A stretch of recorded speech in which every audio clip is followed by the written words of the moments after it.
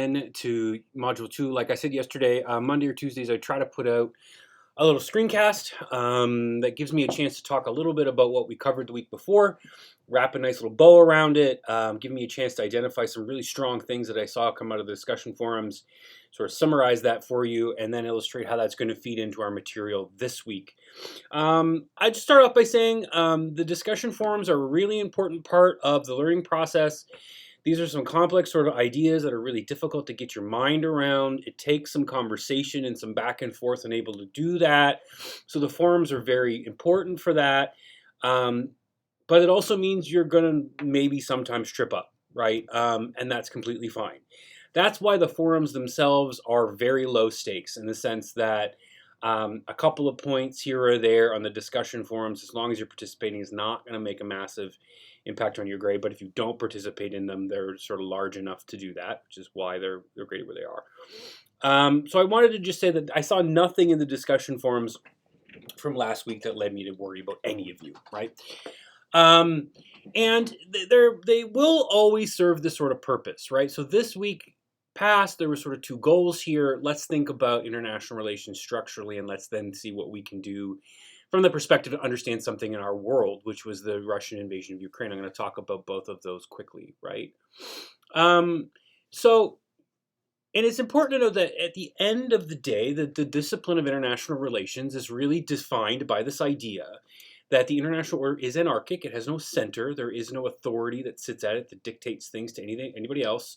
There is no force that exists in the international level that can force states to do anything that they decide they don't want to do. Which doesn't mean there aren't forces that shape their behavior, but it's a lot thinner. It's a lot different. And thinking about that is really important. In each of the theories that we're going to cover over the remainder of the semester are different arguments of what that ordering force is. For realists, which is this week, it's military power. For neoliberals in a couple weeks, it's money and trade. For constructivists, it's norms that come out of state interaction, right? So just as you're getting ready to sort of do these, realize that they're important. Make sure you read the rubrics and be careful to try to manifest that. And then try to be deliberate about the kind of criticisms you're engaging with. Are you trying to suss out the assumptions or concepts that are being discussed here, or do you have an empirical point, right? Like I understand the concept, but I don't necessarily understand how it relates to something I'm seeing. And then just a few points about order, right? I thought John and Scott's thread was really interesting here on what states say it is, right? They all differ, right? Which is why you need an analytic sort of tool to parse that out, because at the end of the day, states say things for all kinds of reasons. States have different audiences. They say things to their domestic populace. They say things to other states. They say things they mean. They say things they don't mean. They say things that they are capable of doing and willing to do. They say things that they are capable but not willing to do. And they say things that they're willing to do but aren't capable, right? So as an analyst, we really need to parse that. We can't take states at just whatever their leadership says at any given time for all these reasons, right? But it's also means that the order itself is not subjective. Scott makes a good point about Russia, right, and its different understandings of global order. But that what we're witnessing is that Russia doesn't get to just to say, well, the order is different than we thought, right? Because their behavior is coming with all kinds of contrary actions that seem to illustrate that they didn't get to define the world they live in, right? And that's really what's important here. The system is not subjective, according to Waltz, right? And a single state does not define the system. It's the sum total of these things that matter. And misjudging the system can bring punishment, right? An individual state may misjudge the system, may misjudge its context for its own ideological, political, economic, or social reasons, but it is likely to be punished for that. Punished in the sense that it probably won't get its goals. It may lose a war. It may find itself cut out of processes that it really needs to be successful, and so on and so forth. So Valerie's point was really effective here, and I wanted to point out that I really like the growth that I saw in both Catherine and Luis's posts, right? And John did this as well, right? Where there was an initial statement of, oh, I think this is what this is, but then after reading the posts, and engaging with other readers, it turned into, oh no, now I see how this is sort of different. I'm starting to develop my understanding. That's really what the discussion forums were for, and I really want to bring those out as examples of really good effective behavior. The other thing, though, is where I didn't see as much development as I necessarily might have, but this is an illustrative experience, is in the forum about Russia, right?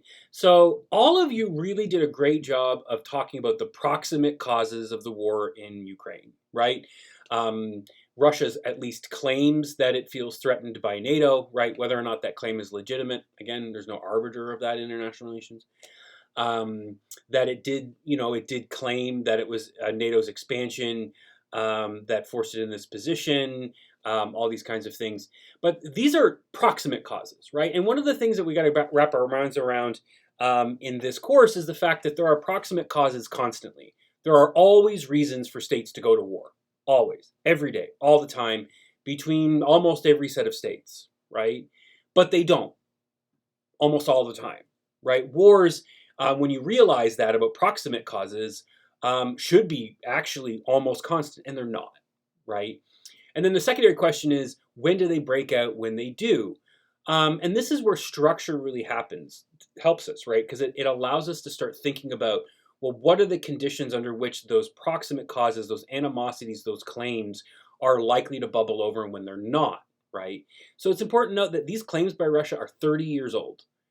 They have never fought a war in their name really like this to this point. Maybe Georgia, but not, I would dither about that too. Why did they choose now, right? Why are they doing it now? These claims about Russian nationalism and Ukrainian nationalism being antithetical have also existed for almost 100 years. Why did it move Russia to this behavior now?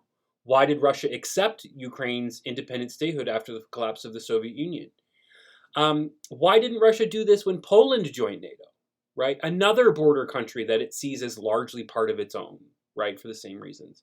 Or when the Baltics did. It's important to note that Russia had nukes then too, right? So the idea that they could take these things and under the argument that they would use their nuclear weapons to deter anybody from stopping them, that was true then too, and it didn't happen, right? Also, if that's true, if Russia is going to now say, well, then we're gonna forcibly annex all countries at our perimeter who are going to go in NATO, why not Finland and Sweden, right? Why are Finland and Sweden all of a sudden comfortable joining NATO when they weren't before, right? And it's important to note that Finland, like Ukraine, is a fairly new state, and for most of history, Finland was part of Russia. So it's not even just in Ukraine where these claims apply, but somehow something is happening to create a bubble over right now. Focusing on structure, the nature of order at a given time also helps us think rigorously about the future and what states are likely to accomplish. Is Russia likely to actually win this war? Is it likely for the Western world to keep up the sanctions regime? These kinds of questions. These all come down not to sort of Putin, so you see the man, the state, and war, not Putin, not Biden, not Russia, not the United States, but in IR from people like Waltz, the idea would be deeply defined by the order at one time. Is the order strong? If it's strong, yes. If not, why not? So on and so forth. And note that, again, the system is not subjective. And it's also not moral in the sense that it's not adjudicated by some legislature. For the balance of power, if you try to use military power inconsistent with the balance of power, you will be punished. You'll likely win wars. You'll get into protracted conflicts that will weaken your economy and your standing, and you'll set yourself behind. And that seems to be what's happening to Russia, right? So what a state says is far less important in the long run than what it can accomplish, right? I just want to point out, this is not a gotcha moment. This is not like, oh, look, you didn't get the forum, you did it wrong. But just to illustrate how, like, going back to the readings, because this is the core theme in Waltz, and then paying attention to the rubric for the discussion forums is really going to allow you to sort of focus in on these analytical questions. And as we saw, the growth and the discussion of order allow you to develop your understanding over the point of the course. I'm not going to say a ton about what we're going to accomplish this week because it's actually fairly simple. The idea here is that we've now moved on from this idea that we have this ordered understanding of international relations to start talking about what those ordering principles are. And the first theory we're going to engage with is the ordering principle is the balance of military power. When the balance of military power is more or less even between great powers, you will see a stable international system. You won't see much war. Will you see at that level? Will you see conflicts in like civil wars, ethnic conflicts, terrorists? Yes, yes, yes, yes. But will you see large interstate wars? The answer is no, right? When the balance of power is shifting or unclear, right, states will behave differently and war becomes more likely, right? Interesting enough, states that are receding in power tend to be the ones who start wars, right? Because they want to cement their benefits now before other states catch up to them, right? So that's what we're going to engage with this week, right? Is this idea that it's the balance of military power that orders the system, and help us elaborate these discussions over the coming weeks.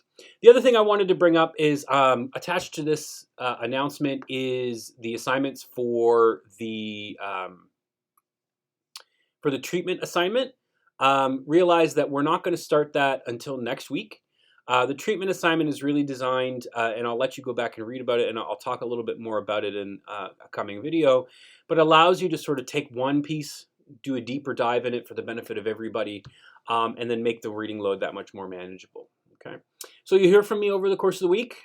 Good job so far. Really enjoying so far, and looking forward to hearing more from you over the coming weeks.